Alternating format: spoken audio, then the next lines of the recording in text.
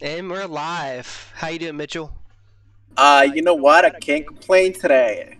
Can't Can't, complain. I got stuck in traffic though, but it'll be okay. yeah, it'll be fine. Hopefully, there's no more wrecks on your way home. Yeah. So we're talking about how to study in organic chemistry. Do you have any experience in organic chemistry? Any good experiences? I took Organic Chem 1. I haven't taken 2 yet. I'm about to start it, so it's December right now. I'll start it 2021, January. At the end of January, my class will begin.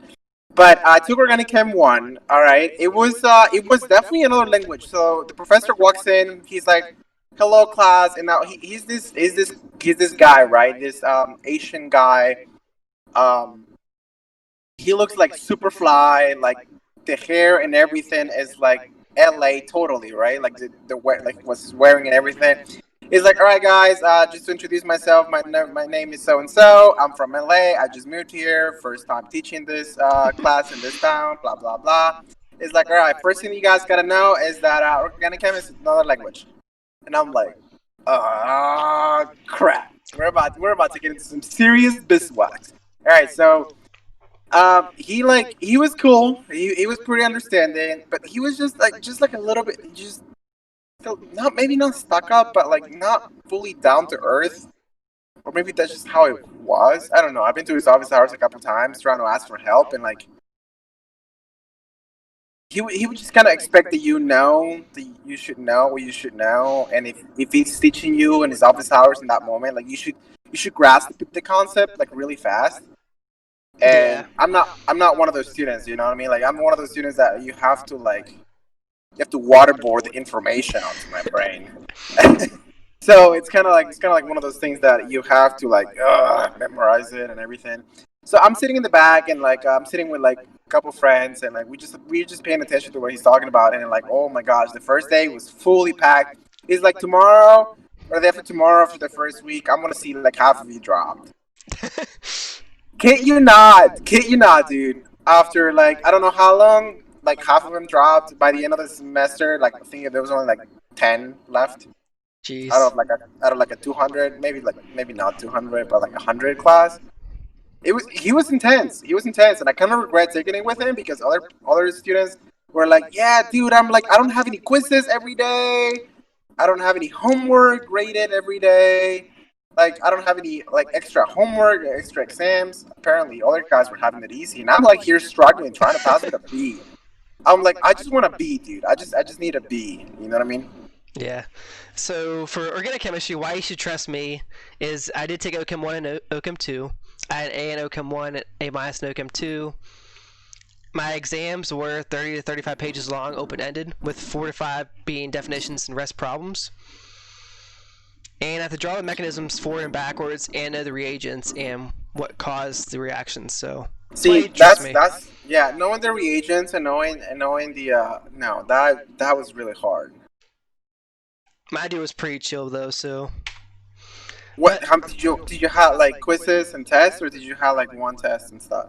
we had multiple exams, but they're, like as I mentioned, like 30 35 pages long, open ended. So Okay, I'm sorry. Can you repeat that one more time? I think I have something in my ear. 35 questions?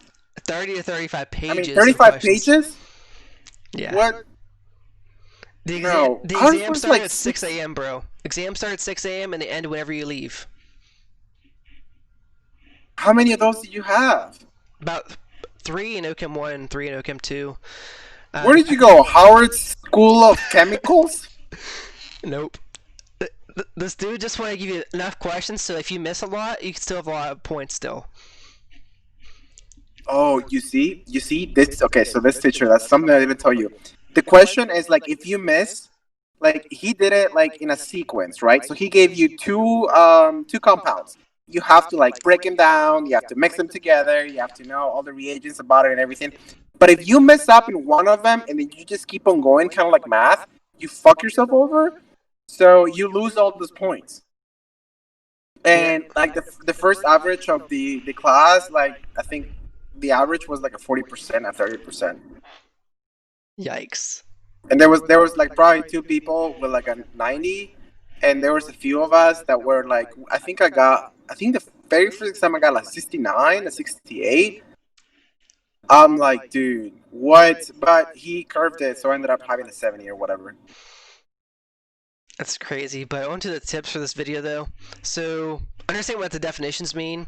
This is pretty self-explanatory, but my exams were 3 to 4 pages in the beginning, open-ended definitions. And that's easy points. Professors will love to give you easy points like that.